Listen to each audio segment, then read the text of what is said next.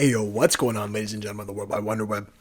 My name is Pursuit. Welcome back to today's episode of Pursuit Happy, where today I'm going to teach you a little something about Delta 8 THC. So around about 2020, you may have seen some of these alt cannabinoid products hitting the shelves in your local smoke shops. I'm talking about Delta 8 THC, HHC, Delta 10 THC, THCP, all those goodies. And if you were like me, you're like, whoa, what is this legal weed stuff? Does it get you high? And then you found out that it did. But today I'm here to teach you what it actually is and explain to you how it's made, is it safe for you, and where it comes from. This is a video I've been wanting to make for a long time. However, I just got around to it. So let's see how I do. We'll start off with a little bit of background. Delta 8 THC, or Delta 8 tetrahydrocannabinol, is one of the several hundred naturally found compounds of the cannabis plant. It is a different isomer of the familiar Delta 9 THC compound, you know, the good stuff. What an isomer is it's the same base molecule, but with a slightly different arrangement of the atoms that make it up. Specifically,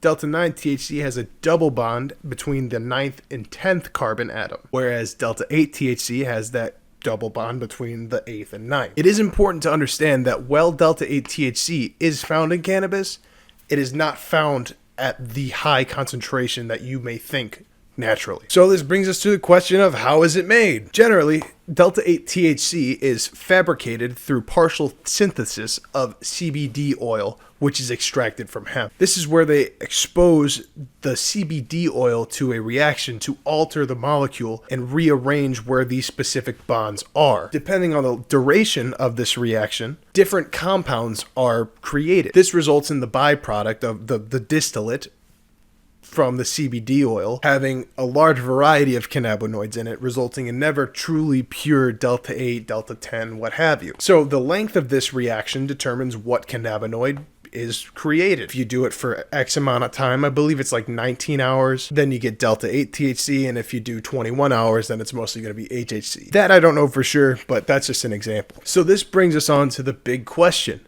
Is it legal? So, as you guys may have heard, there's this thing that was passed in 2018 called the 2018 Farm Bill, which decriminalized hemp and changed it from a Schedule 1 drug to not being a scheduled drug at all. This allowed for hemp products like paper and such to be made, but also allowed for these cannabinoid derivative products to start being sold on the shelves. This is because the FDA classified anything that was weed as being anything with greater than 0.3% Delta 9 THC. Because of that specification, all these cannabis research companies were like, wait a minute, and they started figuring out ways to efficiently produce these other psychoactive compounds that could legally be sold because it was not Delta 9 THC. Because these compounds are created from hemp extracted CBD, they are completely federally legal. This brings us on to the big question of, is it safe? Delta 8 THC is often compared to spice or K2, but that is just simply not the case. Spice or K2 was a human-made chemical that was attempting to replicate the THC molecule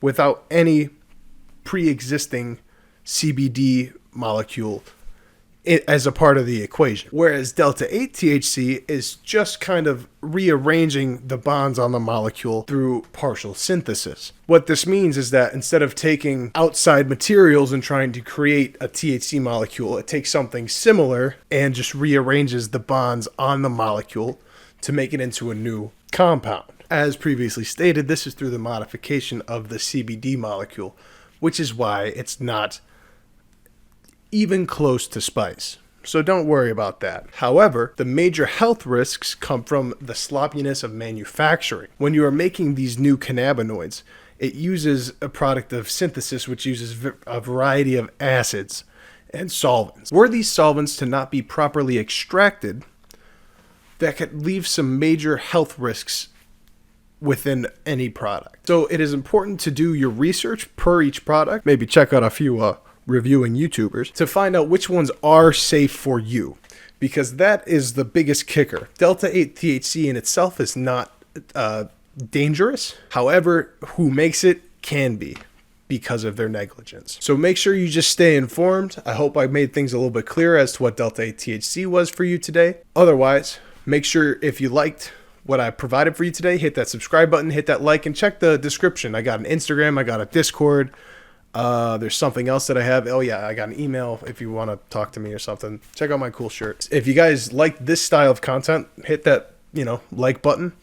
It's one good way to make me understand that you guys want more of it. So I love explaining the science behind the stuff. I want to make it more in-depth video as to how Delta 8 THC is actually made. I didn't go too in-depth with it.